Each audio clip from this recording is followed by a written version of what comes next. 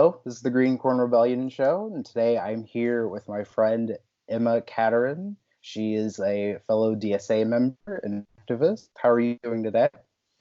Good. How are you doing? I'm doing well. So, first question I have here is where are you from and where did you grow up at? So I moved around a bit when I was a kid. I was born in Gainesville, Florida, and then my family lived in Illinois for a bit. But I spent most of my time in a small town called Poquoson in Virginia.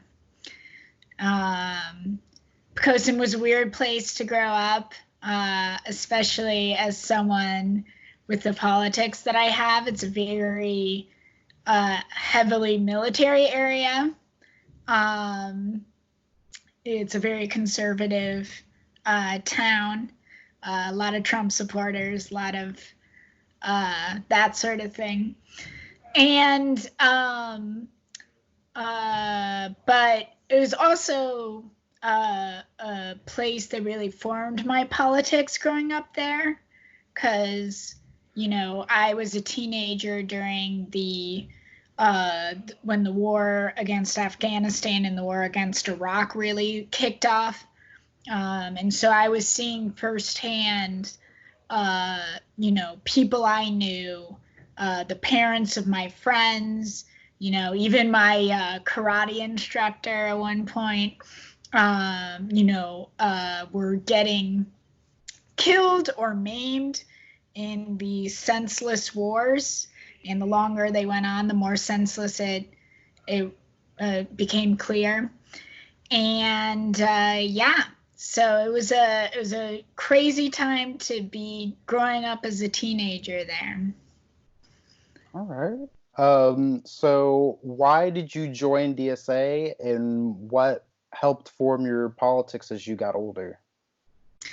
So I first read Karl Marx when I was a teenager because my hometown has a tiny little library, and I was in the library one day and I saw that they had the Communist Manifesto by Karl Marx and Friedrich Engels, and I was a teenager. I didn't really know anything, and I was just like, ooh, this is like a bad book. So it's edgy. If I read it, I'll be like cool and edgy for reading this book. And I read it, and I was like, oh, this isn't actually that different from stuff that like my family who do things with unions do, right? Mm-hmm. It's not that much different. And so, after that, I went to college and was involved in a lot of labor organizing stuff and,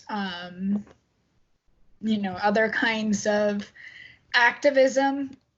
And I kept doing that after college when I moved to New York, which is where I still am today. And like a lot of people, I joined DSA in 2017 after Trump was elected president in November 2016.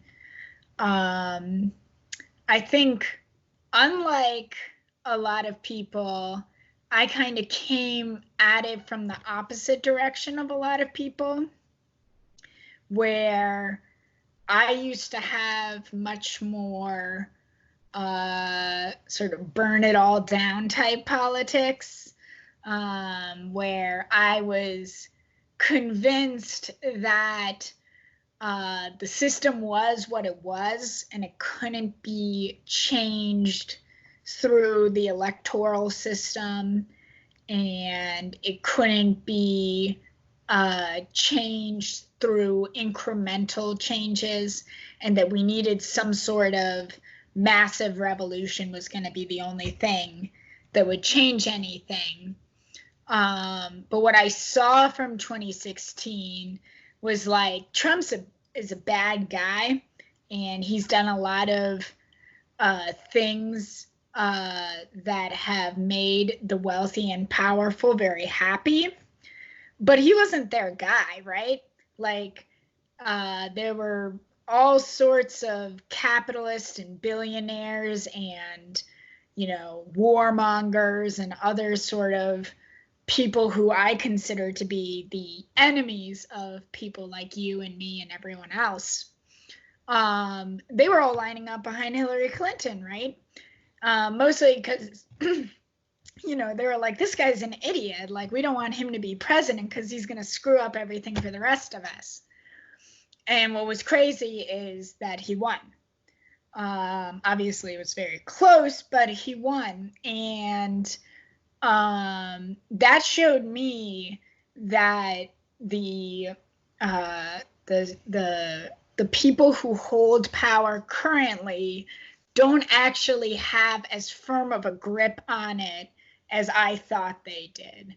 That things weren't quite as immutable as I thought they were.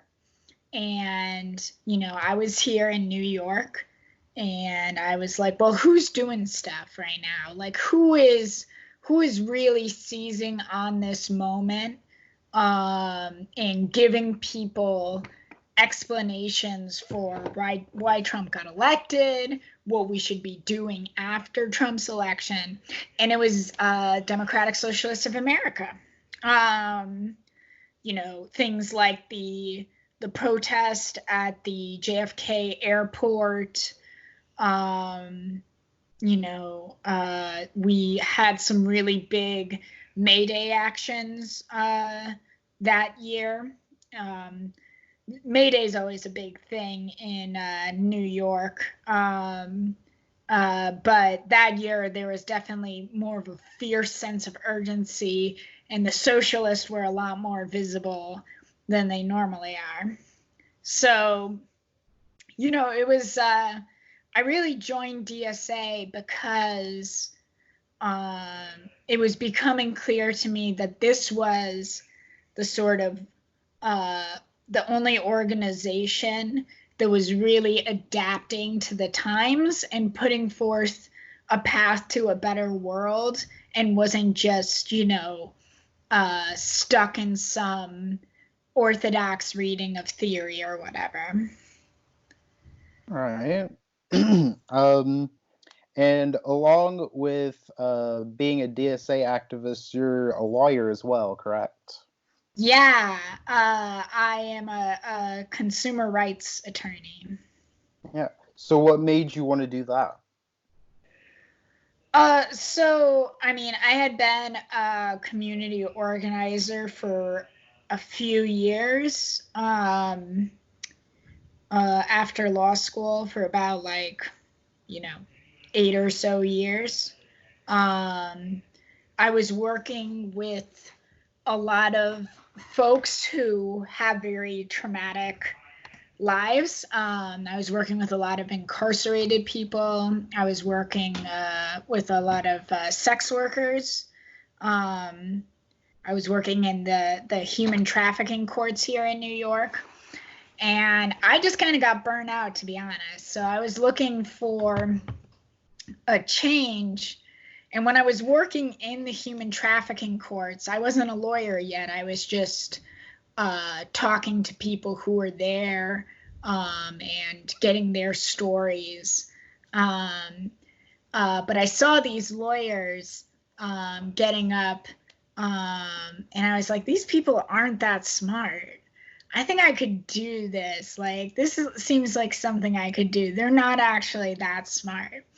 I had honestly never thought about being a lawyer. But a few people pushed me to do it. They thought that I would be a good lawyer. And I was lucky enough to be here in New York, where we have the CUNY system, City University of New York.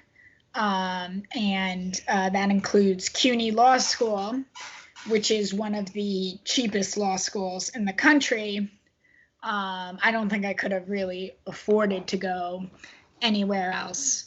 I mean, I still have student loans up to my eyeballs, but you know, it's not nearly as bad as some other people I know.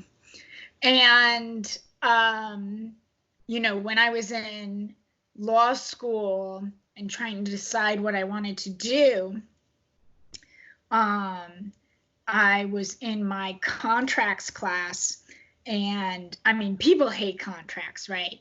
And they're like, it's boring. I don't get it.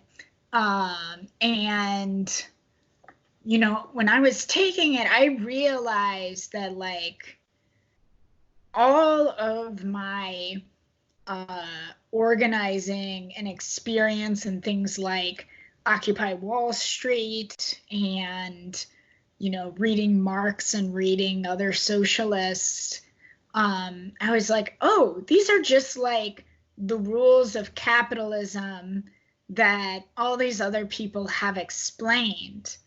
I get what's going on here, and I get why it hurts people, and it especially hurts, working class people. It hurts people of color. It hurts immigrants.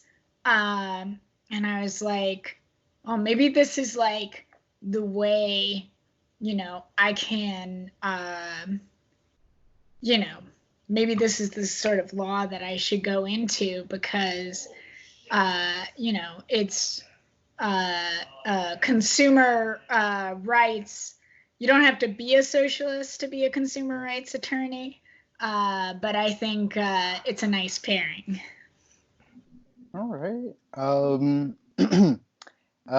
Also, you've been involved with trying to get more DSA candidates elected to things like district attorney.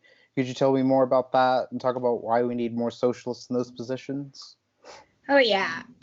So I was very involved with the campaign of Tiffany Caban, who ran for district attorney in Queens. And then I've less formally, but I've tried to help and encourage other chapters throughout the country to do campaigns, either running candidates for district attorney or to do campaigns against current district attorneys, things like that. And the reason why it's so important, I mean, there's a lot of reasons, but I'll try to keep it to a podcast length segment. Basically, number one reason is like we probably most of your listeners know that our criminal justice system is incredibly racist. That it incarcerates people of color at wildly disproportionate rates. It goes after Black folks, it goes after Latinx folks, it goes after Native American folks. And, it does all of these things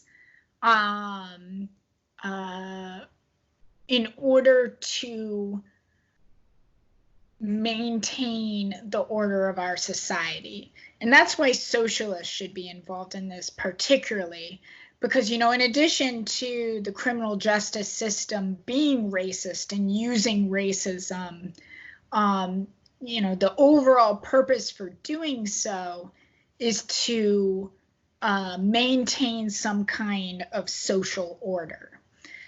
That's why anytime there's something like, for example, the Black Panther Party, they go after them hardcore because, anything that disrupts the capitalist ordering of society is a major threat.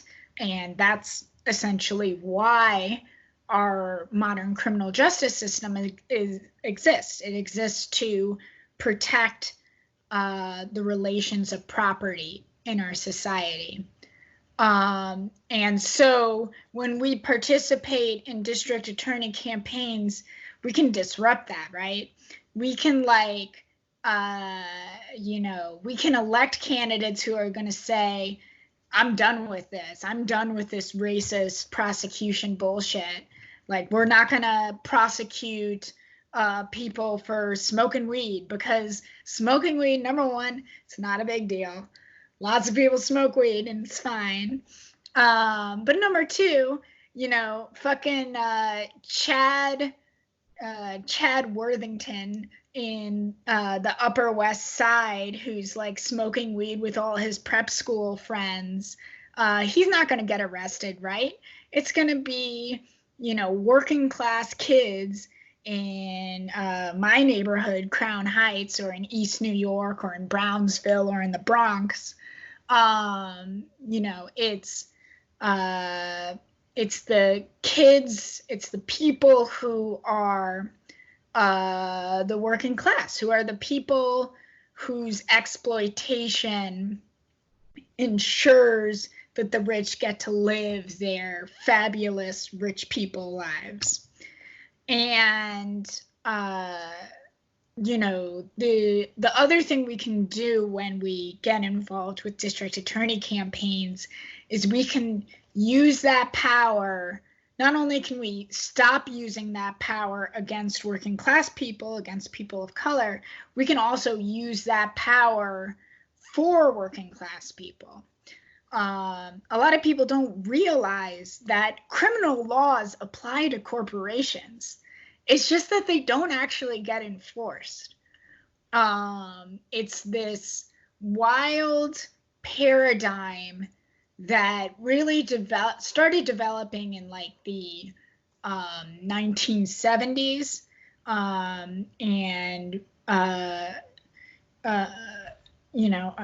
Can I ask, Gregory, how old are you? I'm 22. Okay.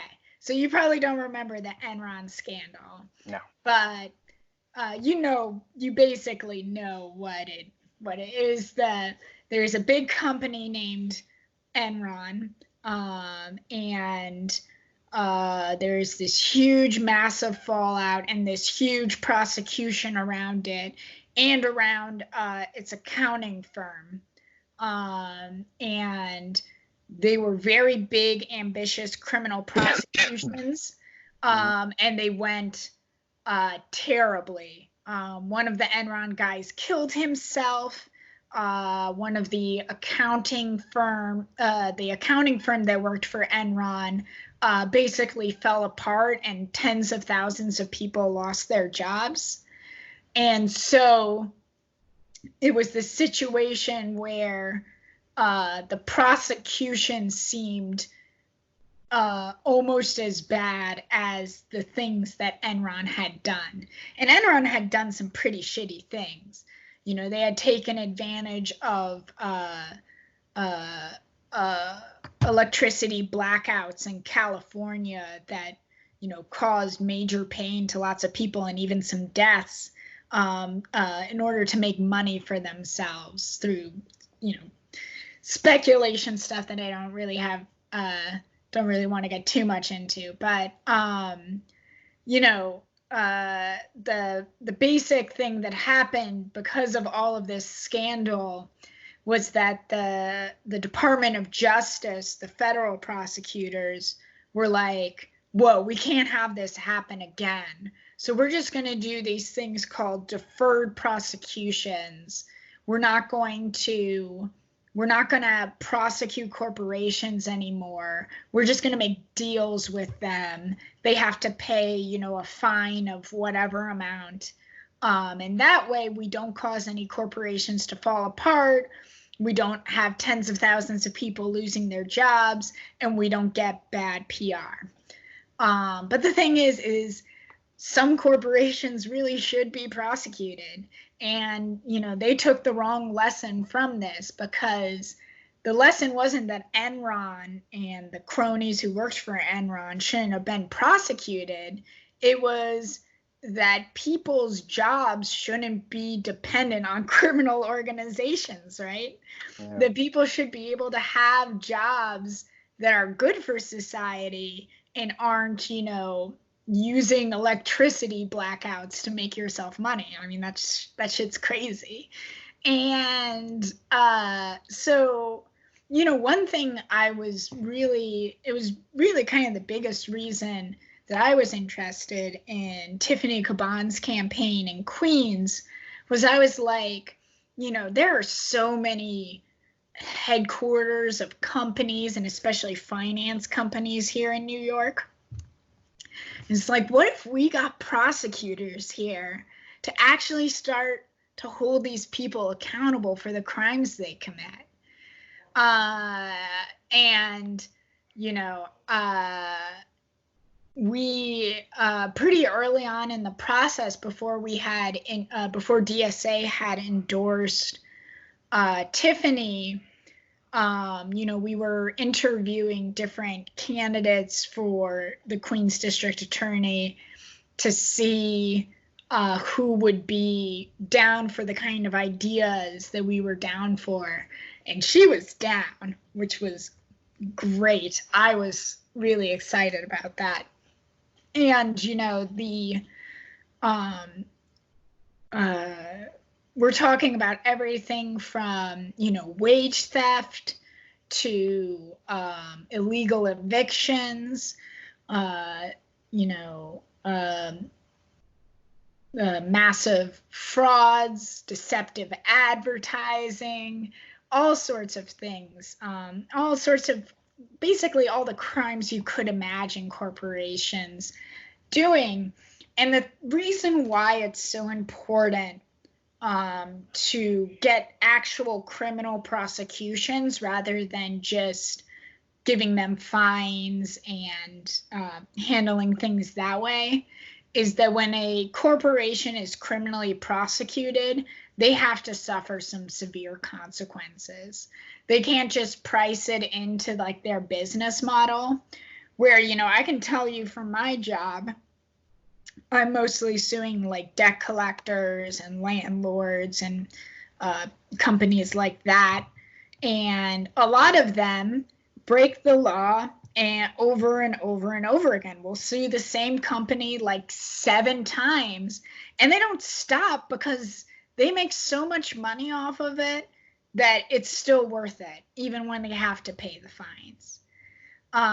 So that way of holding corporations accountable is clearly broken, right? It doesn't work. And we really need to push for bringing back criminal prosecutions of corporations for that reason. Because, for example, if you're an accounting firm and you get criminally prosecuted for fraud, and you have that on your record, you're not going to be able to get clients anymore. So, you're going to be careful to not do fraudulent things. Otherwise, your business is screwed. The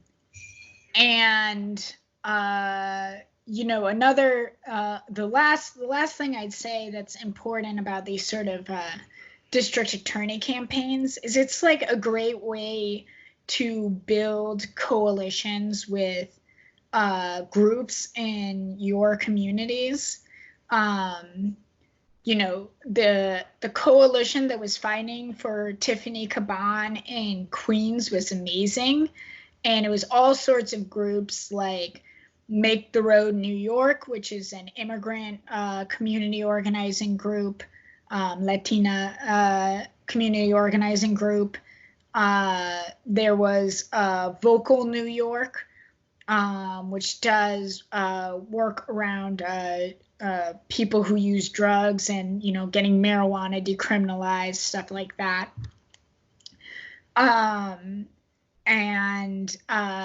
Just having people from all these different communities together in one room, it gives you an opportunity to say, hey, like all of these things, they're all connected to capitalism, right? And, because for some of these people, some of them are already hip on this, right? Like some of them already know what's up. But for others, this might be the first time that someone is ever really connecting criminal justice and capitalism to them. And at the same time, you learn from the other groups that you work with, right? I'm not from Queens, and I am white as the inside of a potato. So I don't know what it's like to be a person of color, right? There's a lot I have to learn.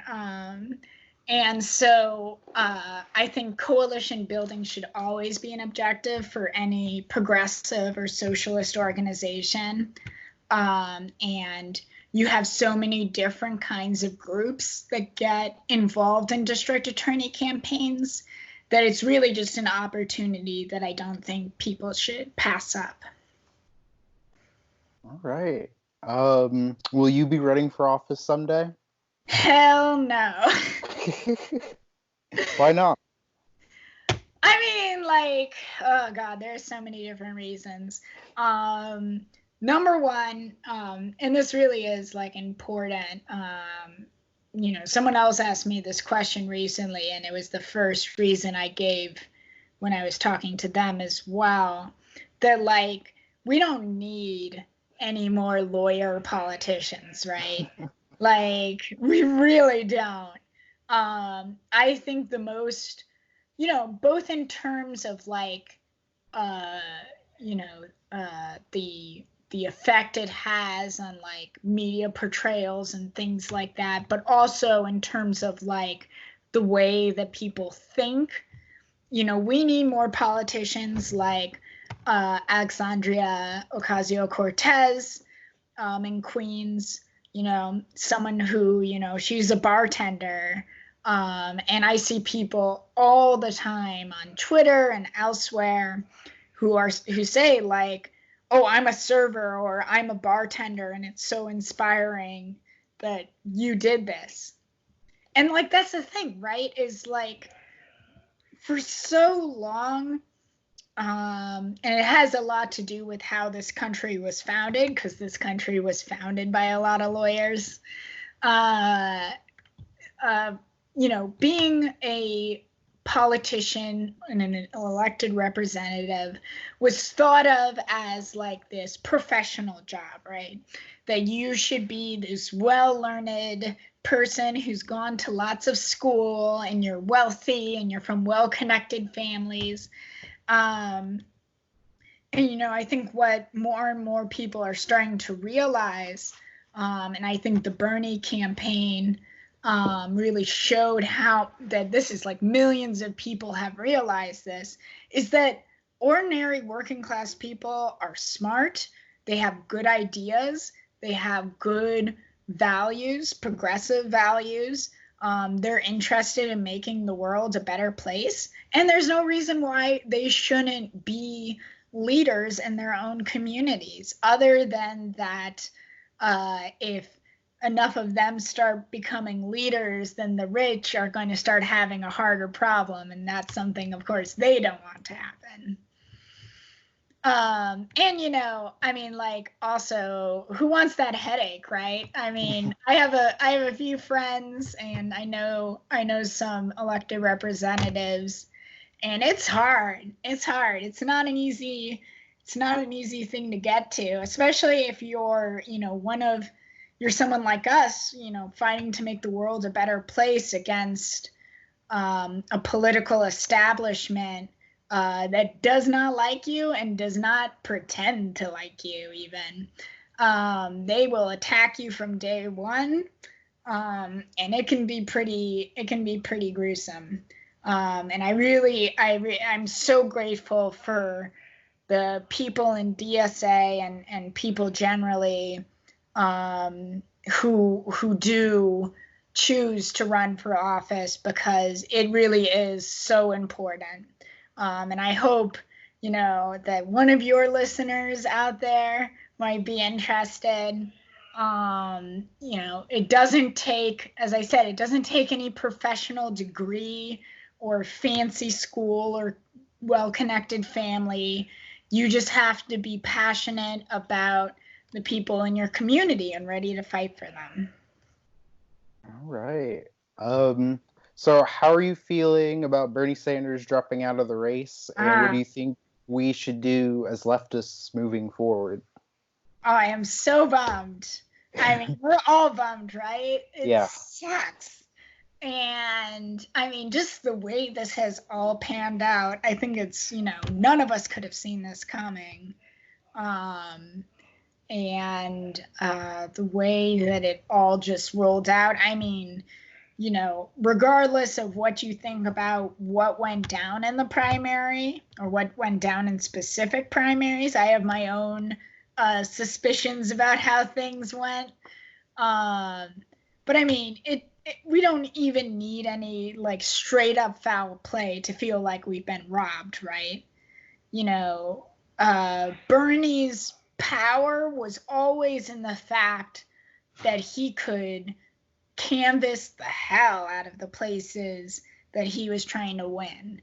That he had us, an army of, young, excited, progressive people ready to knock doors for him. And then all of a sudden we got this frickin' coronavirus just screwing things over for everyone. And we somehow wind up with like practically the worst possible candidate in the Democratic primary, just this demented, creepy guy who, he is a longtime enemy of people in my field of law, because he has been a big friend of banks, of credit card companies.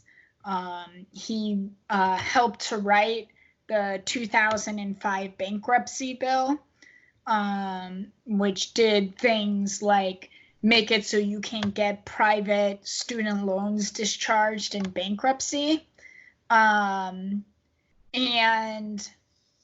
it's it's hard to not feel like we've all been royally screwed over. And it's okay to feel that way, like you're going to have a lot of people out there telling you that you shouldn't be angry, that it's immature for you to be angry, and that you should just suck it up and vote for Joe Biden so that Donald Trump doesn't win and blah, blah, blah, blah, blah. And like, I'm here to tell you that you're allowed to be angry. You're allowed to be furious about this because it's disgusting and it's wrong. And of all times, in the middle of a freaking pandemic, a pandemic where it's already becoming clear that if we had had Medicare for all, that there would have been so many better measures, so many better preventative health care measures, that people wouldn't have been afraid to go to the hospital or to the doctor for testing.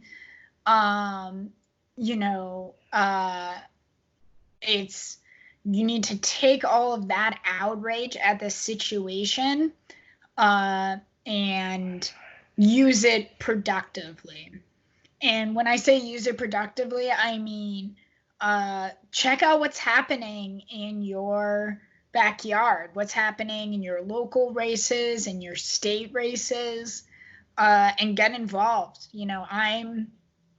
I've been raising money for two amazing Democratic Socialists of America candidates here in Brooklyn, Jabari Brisport and Farah Sufran-Forrest.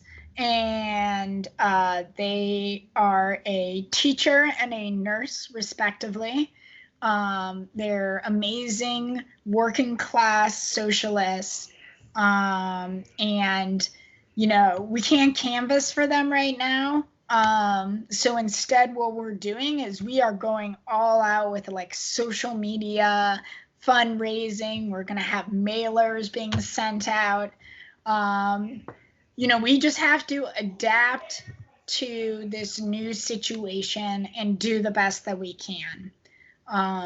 In some ways, it does remind me a little bit of what we went through with like when the war on terror stuff really started to roll out, because it was tough. I mean, you could get your ass beat for just saying that you didn't think the war was a good idea.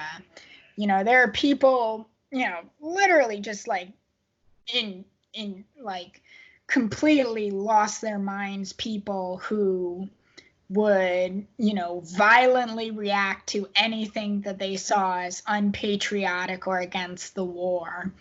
And we had to figure out how to organize in that situation where, if I got detention in my high school just for leading an anti-Iraq war chant.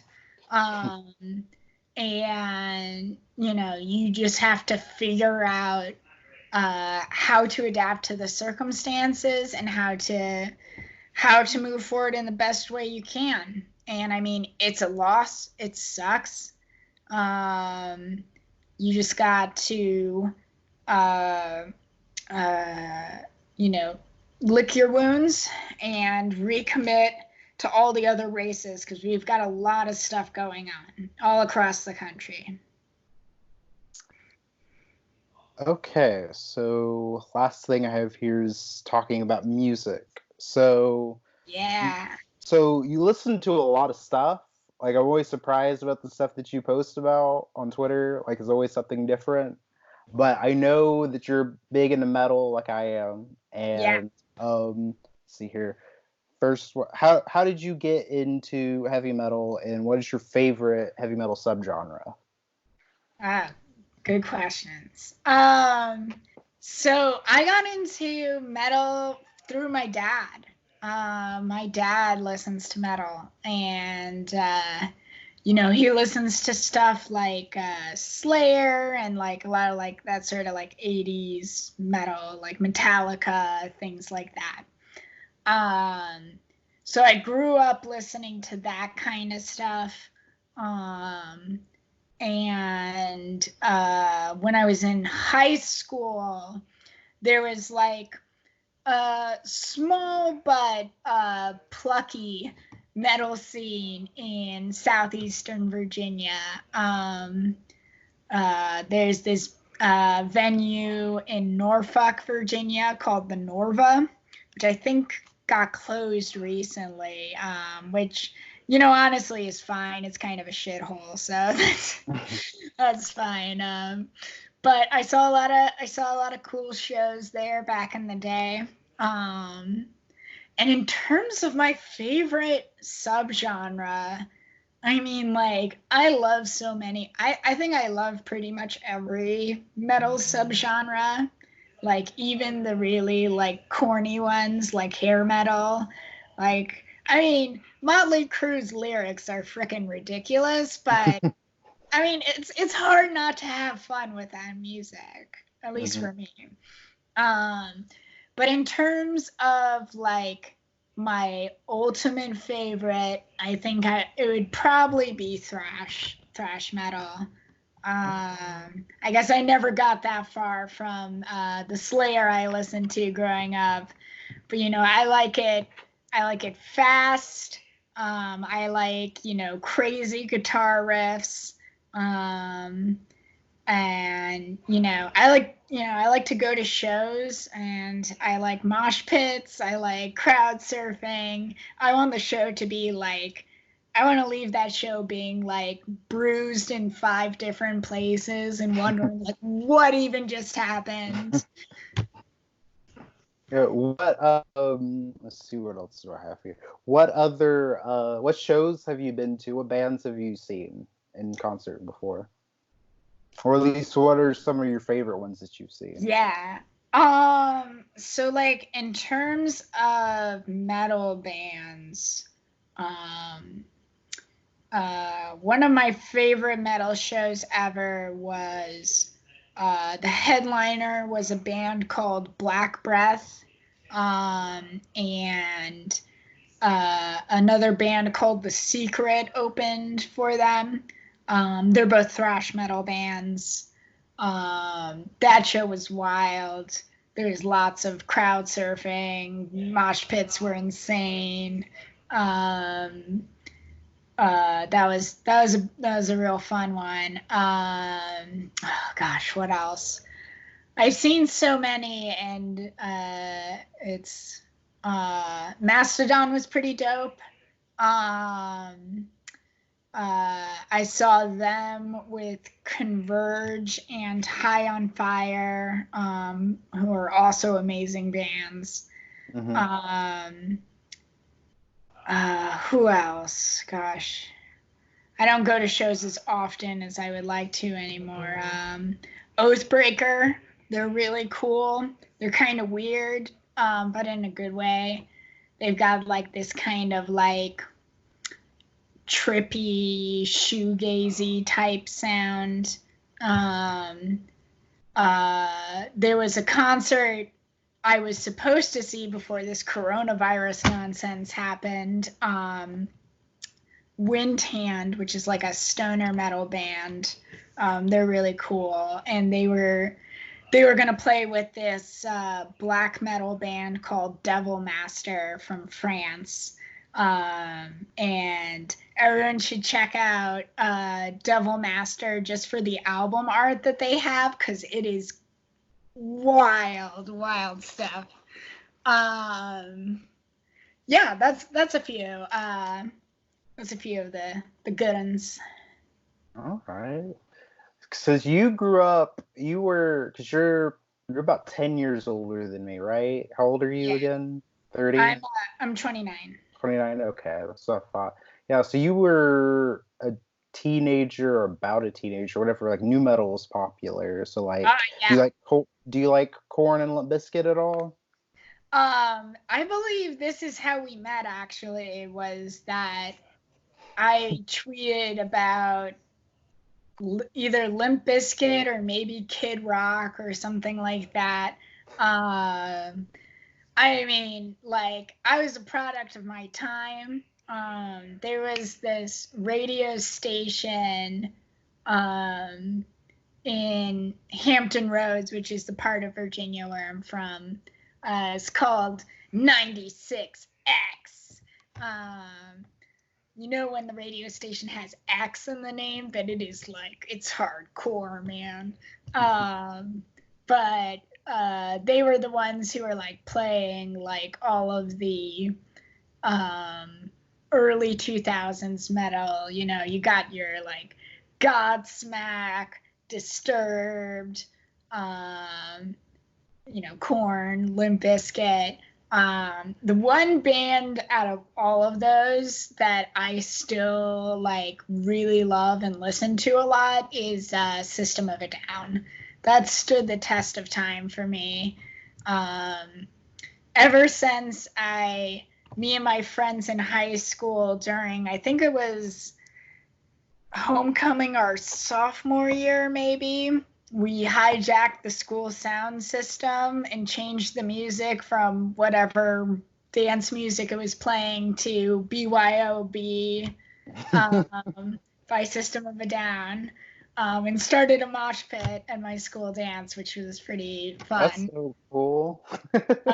We got in trouble for that one. I got in trouble a lot when I was in high school.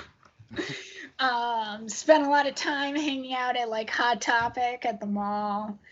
Yeah, I mean, you know, I look back, those are good times. Those are good times. Not all of the music has stood up for me. I'm not so into some of that stuff anymore, but I mean, if you put on a Limp Bizkit song or a Kid Rock song and I'm in the right mood, like I'll rock out. I'll rock out to it.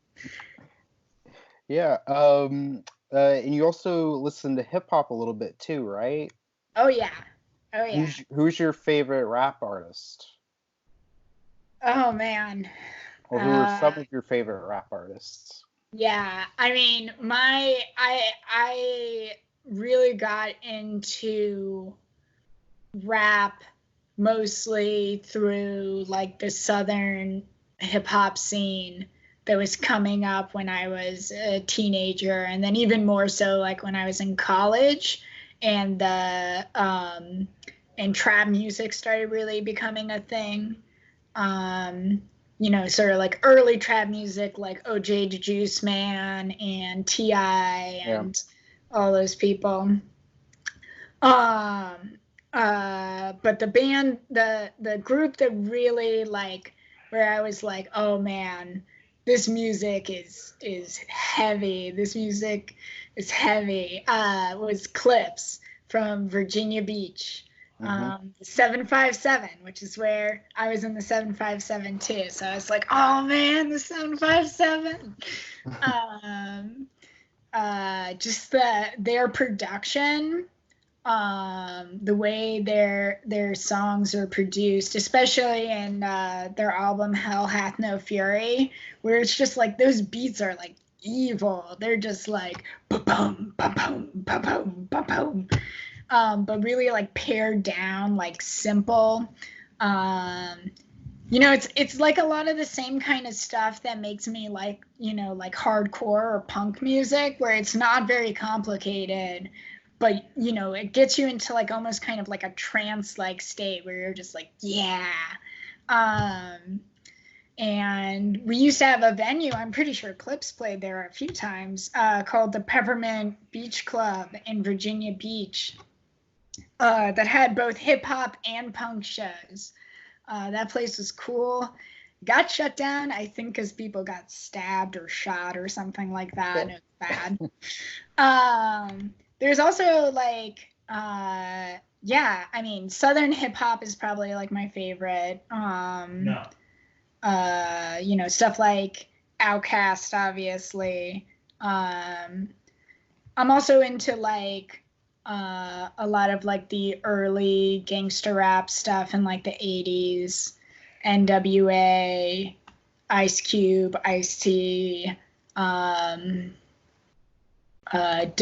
is it WC and the Mad Kids? I forget what that group is called. And some 90s stuff too, like Souls of Mischief, Tribe Called Quest, the more sort of jazzy stuff. That stuff's cool too. I mean, I love hip hop. Period. I love all sorts of hip hop. Mm-hmm.